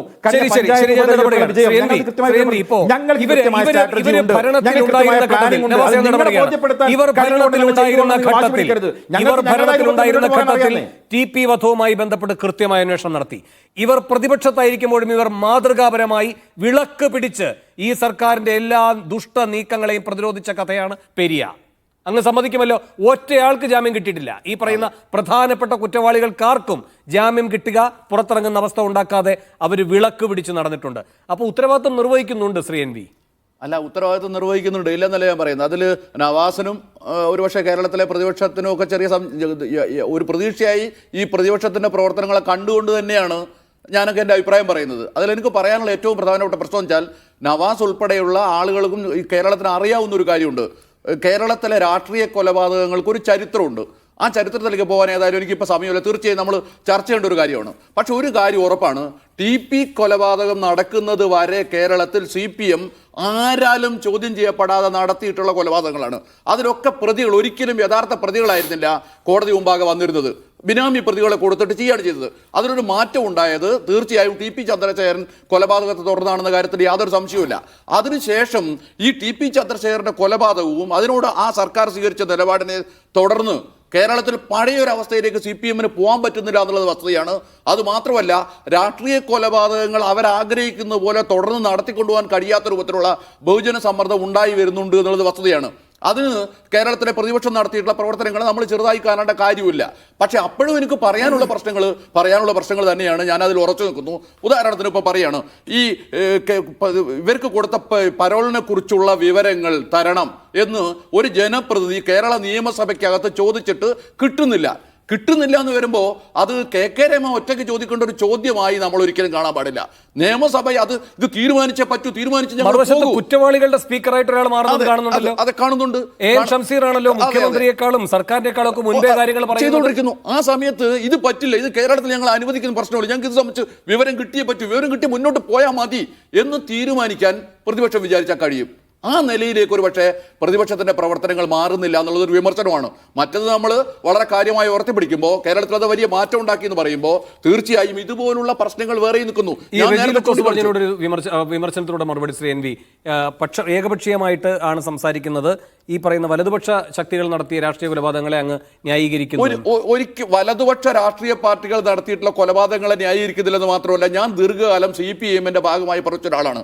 അങ്ങേയറ്റം ഹൃദയവേദനയോടെ ഒട്ടനവധി കൊലപാതകങ്ങളെ കണ്ടു നിന്നിട്ടുണ്ട്. മനുഷ്യന് സഹിക്കാൻ കഴിയാത്ത രൂപത്തിലുള്ള സംഭവങ്ങൾ കണ്ടിട്ടുണ്ട്. അത് വേറെ പ്രശ്നമാണ്. ആ സമയത്തും നമ്മൾ ആലോചിക്കേണ്ട പ്രശ്നം, ഏതൊരവസ്ഥയിലാണ് കേരളം ഇതുപോലുള്ള രാഷ്ട്രീയ കൊലപാതകങ്ങളിലേക്ക് വന്നത്? ഒരു ഇടതുപക്ഷത്തിന് ഇങ്ങനെയാണോ? നിങ്ങൾ ആലോചിക്കണം. ശരി ശ്രീ റജി, 30 സെക്കൻഡ് സമയം കഴിയാണ്. 30 സെക്കൻഡ് സാറേ, ഒരൊറ്റ കാര്യം. ബഹുമാനപ്പെട്ട സാറേ, കേരളത്തിൽ സഖാക്കൾ, ഇടതുപക്ഷ പ്രവർത്തകർ, CPM സഖാക്കൾ ഈ പറയുന്ന ലീഗിന്റെയും കോൺഗ്രസിന്റെയും RSS BJP-യുടെയും കത്തിക്കിരയായി മരണപ്പെട്ടത് 212 പേരാ. അതിൽ ലീഗിനും കോൺഗ്രസിനും വലിയ പങ്കുണ്ട്. കോൺഗ്രസ്സുകാർ കൊന്നത് 106 പേരെ കോൺഗ്രസ് കൊന്നിട്ടുണ്ട്. അവിടെ ഒന്നും നിങ്ങളുടെ കണ്ണീരൊഴുക്കത്തില്ല. പറയുന്ന ഇടതുപക്ഷത്തിരുന്നുകൊണ്ട് ഇങ്ങനെ ഒരു കണക്ക് പറയരുത്. ഇതൊരു അല്ല, ഒരു മത്സരമല്ല. ശ്രീ ജോമോൻ പുത്തമരിക്കൽ, രമ ഹൈക്കോടതിയെ സമീപിക്കുമെന്നാണ് പറയുന്നത്. ഈ മനുഷ്യാവകാശ കമ്മീഷന്റെ ഈ ഇടപെടൽ നിയമവിരുദ്ധമാണ് എന്ന് നിയമ പോരാട്ടത്തിലൂടെ അവർക്ക് അത് സാധ്യമാക്കാൻ കഴിയുമോ? അത് നിയമവിരുദ്ധമാണ് എന്ന് കോടതിയുടെ ഇടപെടലിലൂടെ സംഭവിക്കുമെന്ന് അങ്ങ് കരുതുന്നുണ്ടോ? തീർച്ചയായും വേണു. ഇത് സുപ്രീം കോടതിയിൽ പ്രതികൾ കൊടുത്ത അപ്പീല് നിലനിൽക്കുകയല്ലേ? ആ നിലനിൽക്കുമ്പോൾ ഇത് വിളിച്ചു വരുത്തി പൂർത്തിയാക്കിക്കോ. അല്ല, അവിടെ ഹാജരാകുന്ന ആളുകളെയും കൂടെ പറയാം. മോദിയുടെ മുൻ additional solicitor general Ranjith Kumar, പിന്നെ നമ്മുടെ തന്നെ മുൻ സ്റ്റാൻഡിംഗ് കൗൺസിൽ G പ്രകാശ്. ഇനി 10-ാം പ്രതി KK കൃഷ്ണനും 12-ാം പ്രതി ജ്യോതിബാബുവിനും വേണ്ടി അവിടെ പോയിരിക്കുന്നത് മദ്രാസ് ഹൈക്കോടതി മുൻ ജഡ്ജി S നാഗമുത്തു. ഇന്ന് ദിവ്യ പറയുകയായിരുന്നു എത്ര കഷ്ടപ്പെട്ടിട്ടാണ് ആ ശ്രീജിത്ത് ഒരു വീടുണ്ടാക്കിയത് എന്ന്. വളരെ കഷ്ടപ്പെട്ട് കഴിയുന്ന ഈ 9 പ്രതികൾക്ക് വേണ്ടി ഹാജരാകുന്നത് മുൻ additional solicitor general Ranjith Kumar. Joman പറഞ്ഞ് പൂർത്തിയാക്കിക്കോളൂ. അല്ല, അതൊക്കെ ആരായാലും അവയ കേസിലെ അടുക്കള ജീവനക്കാരി അച്ചാമ്മയ്ക്ക് വേണ്ടി അരീസാലും ഹാജരായ നമ്മൾ ഓർമ്മയുണ്ടല്ലോ. അതുകൊണ്ട് ഇവർ പൈസ ഉള്ളൊരു ഇഷ്ടം പോലെ ഇതുപോലെയുള്ള വക്കീലിനെ വെക്കും, അത് വേറെ കാര്യം. പക്ഷേ KK രമ MLA ശക്തമായി ഇതിനെതിരെ ഈ നിയമവിരുദ്ധമായ മനുഷ്യാവകാശ കമ്മീഷൻ്റെ ശുപാർശ നിയമപരമായി നിലനിൽക്കുന്നില്ല. കൊടും കുറ്റവാളിയായ സുനിക്കെതിരെ ഇങ്ങനെ ഒരു പരോൾ കൊടുക്കാൻ സർക്കാർ കൊടുത്തത് നിയമവിരുദ്ധമാണ്. ഇതിനെ ഹൈക്കോടതിയിൽ ചോദ്യം ചെയ്യണം. ഹൈക്കോടതിയിൽ ചോദ്യം ചെയ്തിട്ട് നീതി കിട്ടിയില്ല, സുപ്രീം കോടതി പോകണം. ശക്തമായി നേരിടണമെന്നുള്ള അഭിപ്രായമാണ് എനിക്കുള്ളത്. ശരി നിയമം ശരി തന്നെയാണ് എന്തായാലും പോകുന്നത്. സർക്കാർ അപ്പോൾ വളഞ്ഞ ആ നിലയിൽ വഴിയിലൂടെ മനുഷ്യാവകാശ കമ്മീഷനെ പിടിച്ചുകൊണ്ട് തന്നെയാണ് സുനിയെ വിഹരിക്കാൻ തുറന്നുവിട്ടിരിക്കുന്നത് എന്നത് വ്യക്തമാണ്. ആ കാര്യത്തിലുള്ള രാഷ്ട്രീയമായ പ്രതികരണങ്ങൾ ഉയർന്നു കഴിഞ്ഞു. അപ്പോഴും ഈ അർദ്ധ ജുഡീഷ്യൽ സംവിധാനമായ മനുഷ്യാവകാശ കമ്മീഷൻ ഈ ഇടപെടലിലൂടെ ഒരു പുതിയ ചോദ്യം കേരളത്തിന് മുന്നിലേക്ക് വെക്കുന്നുണ്ട്. ബൈജുനാഥൻ എന്ന മനുഷ്യാവകാശ കമ്മീഷൻ അംഗം ആ കമ്മീഷന്റെ നാഥനാണോ അതോ കൊടിസുനിയുടെ നാഥനാണോ എന്ന്. വളരെയധികം നന്ദി ചർച്ചയിൽ പങ്കെടുത്ത എല്ലാവർക്കും.